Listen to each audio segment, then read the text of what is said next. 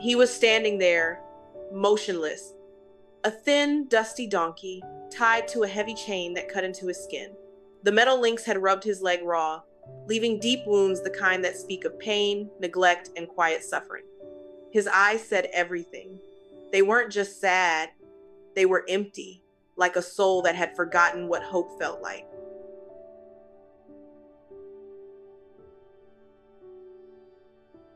Every morning, Kelly drove past that lonely road on her way to work, and every morning she saw him standing there, same spot, same posture, same broken spirit.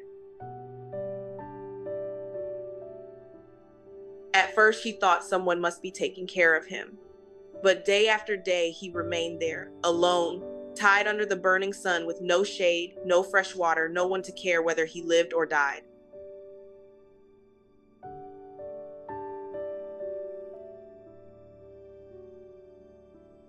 So she began stopping her car. She brought him food, some hay, some vegetables, and carried bottles of water. When she approached, his ears twitched nervously, but he didn't pull away. He just looked at her with those tired eyes as if to say, "You came back."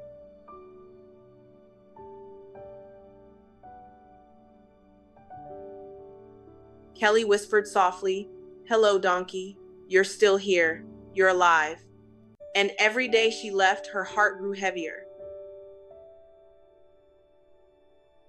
There was something about that donkey, something pure, undeserved, heartbreaking. He wasn't aggressive. He didn't bray in anger.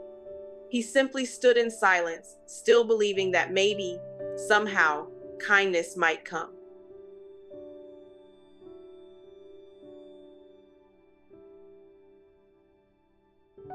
Kelly had rescued many animals before, mostly dogs. She knew what fear looked like, what hunger felt like in the eyes of a creature who has given up. But a donkey? She didn't know the first thing about them. Still, compassion doesn't wait for expertise, it simply acts. She told herself, if I don't help him, no one will.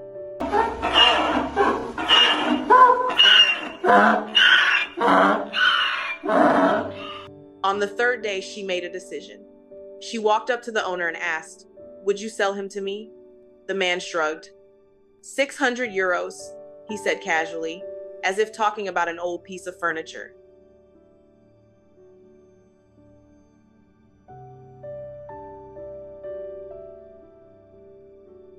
Kelly didn't bargain.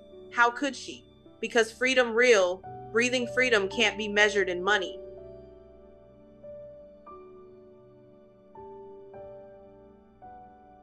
She didn't have 600 euros just lying around, but she made up her mind she'd find it. She posted online, called friends, sold a few things she didn't need. Within days, she had enough.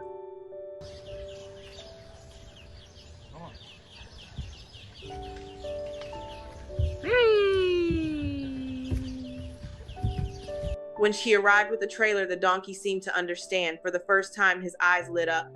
He walked right into the trailer without hesitation, as though he knew this time he wasn't being moved to work or to suffer. He was being rescued.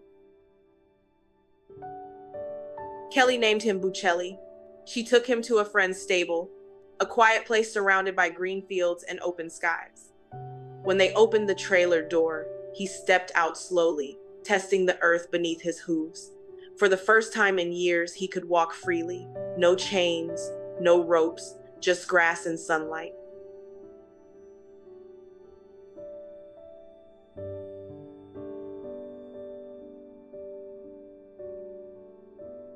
At first, he didn't run. He just stood there, breathing in the air, eyes wide with disbelief. Then something shifted. He took a step, then another. And suddenly, Buccelli began to trot awkwardly at first, then faster, as if his body was remembering what freedom felt like. Kelly watched him and cried.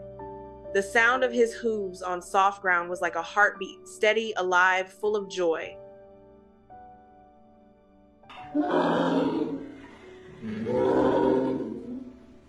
Soon, Buccelli began to explore.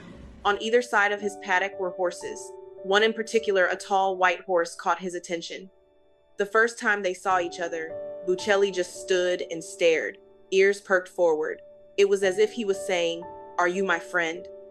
From that day on, He was never alone.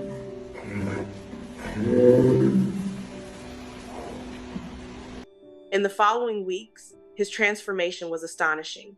The wounds on his legs healed, his coat grew shiny and soft. He started braying loudly, joyfully, almost as if he was singing. The donkey who once stood in silence now filled the air with his voice.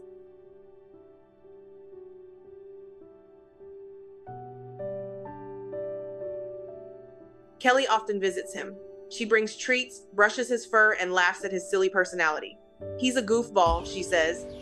He does these little dances, runs in circles, and gets jealous when the horses get attention. She realized something profound. Donkeys are like big dogs. Yeah. They're gentle, loyal, and all they really want is love. You go.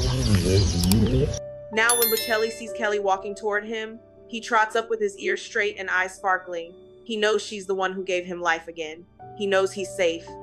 He knows he'll never feel the cold pull of a chain around his leg again. Kelly believes animals like Bocelli remind us of something deeply human, that no matter how broken or forgotten you are, with love, everything can change. He's 18 now, and donkeys live long lives. She often jokes that he might outlive them all. When she watches him run under the open sky, tail flicking, ears dancing in the wind, she smiles. Because Bocelli isn't just alive, he's free. And maybe that's what freedom truly means. Not just surviving, but belonging, feeling safe enough to trust again, to love again, to live again. Bocelli's story is a reminder. Sometimes the smallest act of kindness can rescue not just an animal, but a soul.